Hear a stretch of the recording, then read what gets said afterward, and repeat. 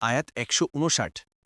إن الذين فرقوا دينهم وكانوا شيعا لست منهم في شيء إنما أمرهم إلى الله ثم ينبئهم بما كانوا يفعلون অনুবাদ, নিশ্চয়ই যারা তাদের দিনকে বিচ্ছিন্ন করেছে এবং বিভিন্ন দলে বিভক্ত হয়েছে তাদের কোনো দায়িত্ব আপনার নয়।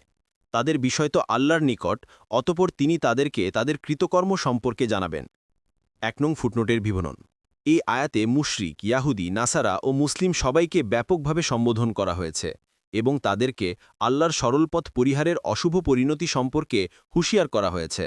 রসূলুল্লাহ সাল্লাল্লাহু আলাইহি ওয়াসাল্লামকে বলা হয়েছে যে এইসব ভ্রান্ত পথের মধ্যে কিছু পথ সরল পথের সম্পূর্ণ বিপরীতমুখীও রয়েছে, যেমন মুশরিক ও আহলেল কিতাবের অনুসৃত পথ, এবং কিছু পথ রয়েছে যা বিপরীতমুখী নয় কিন্তু সরল পথ থেকে বিচ্যুত করে ডানে বামে নিয়ে যায়।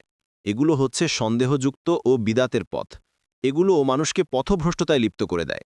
যারা দিনের মধ্যে বিভিন্ন পথ আবিষ্কার করেছে এবং বিভিন্ন দলে বিভক্ত হয়ে পড়েছে তাদের কোনো দায়িত্ব আপনার নয়। তাদের বিষয় তো আল্লাহর নিকট, অতঃপর তিনি তাদেরকে তাদের কৃতকর্ম সম্পর্কে জানাবেন।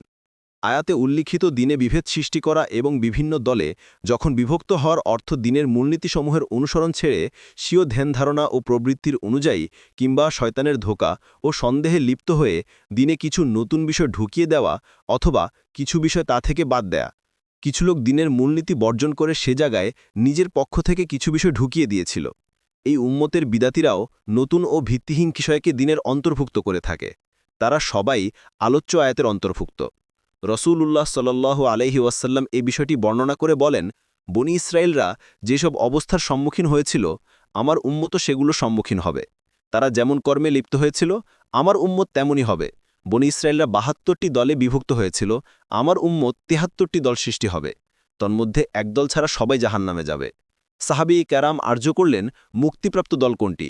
উত্তর হল, যে দল আমার এবং আমার সাহাবীদের পথ অনুসরণ করবে তারাই মুক্তি পাবে। তিরমিজি শরীফের ১৫৪০ নম্বর হাদিস। অনুরূপভাবে ইরবাজ ইবনে সারিয়া রাদিয়াল্লাহু আনহু বর্ণনা করেন যে রাসূলুল্লাহ সাল্লাল্লাহু আলাইহি ওয়াসাল্লাম বলেছেন, তোমাদের মধ্যে যারা আমার পর জীবিত থাকবে তারা বিস্তর মতানৈক্য দেখতে পাবে। তাই আমি তোমাদেরকে উপদেশ দিচ্ছি যে তোমরা আমার এবং খোলাফায়ে রাশিদিনের সুন্নতকে শক্তভাবে আঁকড়ে ধোকো।